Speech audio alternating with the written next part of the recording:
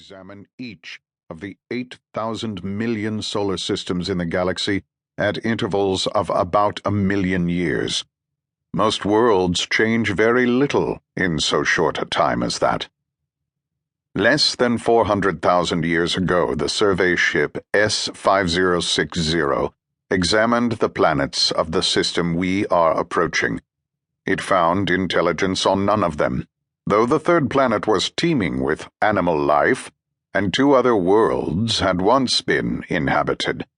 The usual report was submitted, and the system is due for its next examination in 600,000 years. It now appears that in the incredibly short period since the last survey, intelligent life has appeared in the system. The first intimation of this occurred when unknown radio signals were detected on the planet Clarke in the system X29.35, Y34.76, Z27.93. Bearings were taken on them. They were coming from the system ahead. Clarke is 200 light-years from here, so those radio waves had been on their way for 2 centuries. Thus, for at least that period of time, a civilization has existed on one of these worlds. A civilization that can generate electromagnetic waves and all that implies.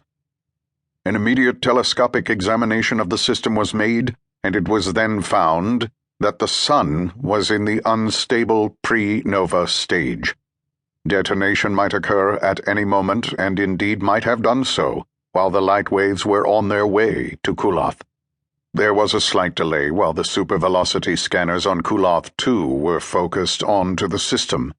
They showed that the explosion had not yet occurred, but was only a few hours away.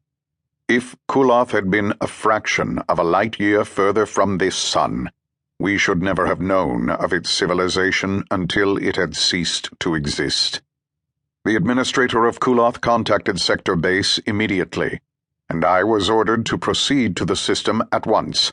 Our object is to save what members we can of the doomed race, if indeed there are any left.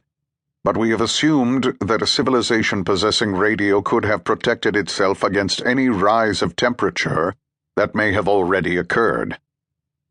The ship and 2 tenders will each explore a section of the planet. Commander Clarke will take number 1, Commander Orestron number 2. They will have just under 4 hours in which to explore this world. At the end of that time, they must be back in the ship. It will be leaving then with or without them.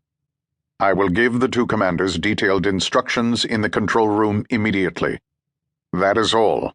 We enter atmosphere in 2 hours. On the world once known as Earth, the fires were dying out. There was nothing left to burn. The great forests that had swept across the planet like a tidal wave with the passing of the cities were now no more than glowing charcoal, and the smoke of their funeral pyres still stained the sky. But the last hours were still to come, for the surface rocks had not yet begun to flow. The continents were dimly visible through the haze, but their outlines meant nothing to the watchers in the approaching ship. The charts they possessed were out of date by a dozen ice ages and more deluges than one. The S-9000 had driven past Jupiter and seen at once that no life could exist in those half-gaseous oceans of compressed hydrocarbons, now erupting furiously under the Sun's abnormal heat.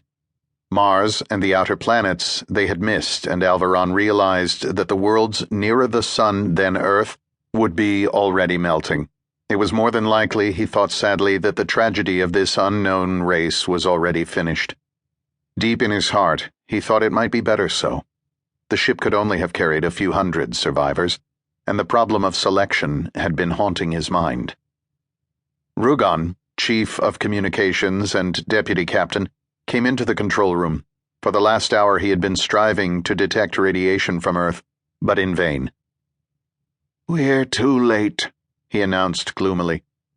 "I've monitored the whole spectrum, and the ether's dead except for our own stations and some 200-year-old programs from Clarke.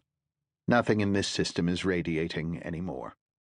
to keep listening to this audiobook. I've left you a link in the description so you can do it, at no cost thanks to Audible's 30-day free trial.